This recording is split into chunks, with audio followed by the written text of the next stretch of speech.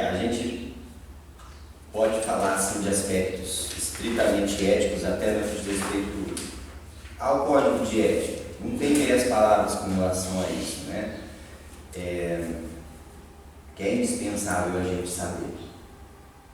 Mas a maior preocupação aqui não é exatamente desconhecer ou desrespeitar o código de ética.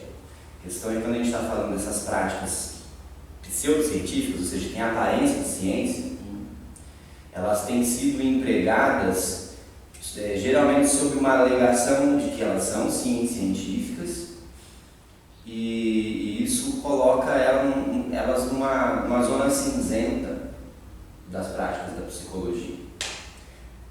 O que me preocupa, que levou a preparar essa fala, não é, por exemplo, a mistura nítida e clara de crença e psicologia. Isso a gente sabe que não pode ser feito. Mas não existe muita polêmica com relação a isso. É um tema sensível também, mas é muito mais nítido de se identificar. É uma pessoa que, ao final de uma sessão de psicoterapia, recomenda que a pessoa vá para a igreja, por exemplo.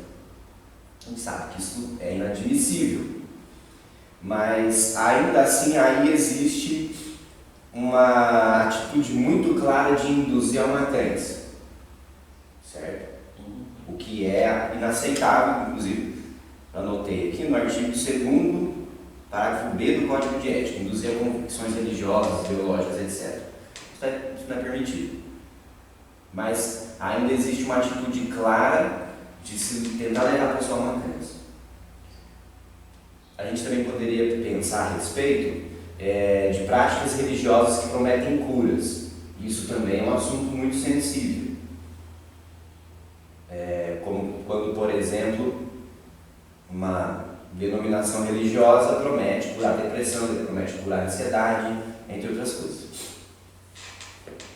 Isso traz complicações para nós porque coloca o sofrimento mental e as psicopatologias na ordem de algo sobrenatural. Então é o demônio, é um encosto, é uma obsessão espiritual, algo do tipo, que está produzindo sofrimento mental. Isso atrapalha o nosso trabalho no sentido de que a pessoa acaba vendo uma psicoterapia como algo meramente acessório, porque o que funciona mesmo é o tal do tratamento espiritual, seja lá ele qual for.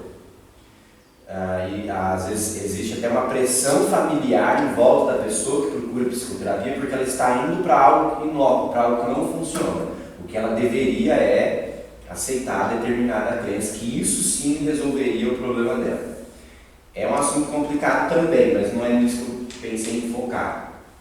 Pensei em focar em algo que é mais obscuro ainda, que aí são as práticas não científicas, que vêm de crenças ou de sistemas de pensamento esotéricos, mas que se colocam, se põem como científicas.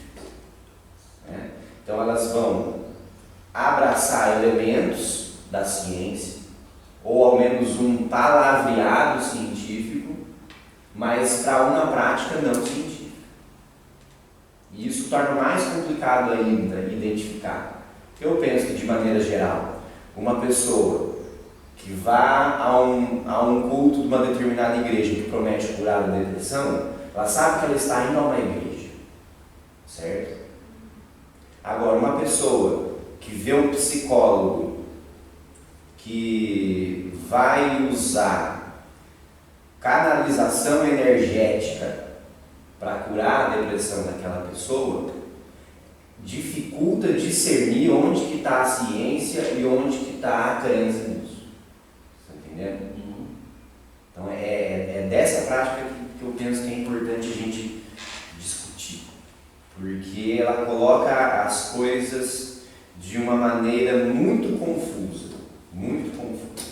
Para o leigo, então, nem se diga, que não vai ter... O leigo não entende o fato de existir psicanálise, behaviorismo, gestaltismo, vai entender mais, como que vai entender então a mistura de prática pseudocientífica com prática científica, né? Esse é um problema bastante sério, a gente tem visto no dia a dia da nossa profissão. E chega a nós informações sobre essas práticas que fazem essa promiscuidade bastante complicada, né? É algo que precisa ser bastante discutido. Não é uma discussão fácil. Porque a gente mexe com coisas que não são da ordem da racionalidade. Então existe um apego a essas crenças. Até porque a gente está falando de crenças que não são as crenças tradicionais. Já é difícil mexer com isso. Mas quando a gente fala, por exemplo, olha, você que é católico, não misture o catolicismo com a sua prática na psicologia. É sensível, mas já existe uma tranquilidade. Porque esse debate para não se fazer essa mistura, ele já está consolidado, já existe uma clareza de que não, eu entendo porque eu posso manter a fé católica na minha privacidade, no foro íntimo, e a prática psicológica no foro público. Ou qualquer outra crença das crenças mais tradicionais. Quando a gente está falando da pseudociência, a gente está falando de crenças, na maioria das vezes, muito recentes, certo? E como elas se colocam com um linguajar científico, então elas vão de encontro a atender questões da minha sensibilidade e, ao mesmo tempo, alimentam a sensação de que atendem às exigências da racionalidade também. Então é bem difícil questionar isso.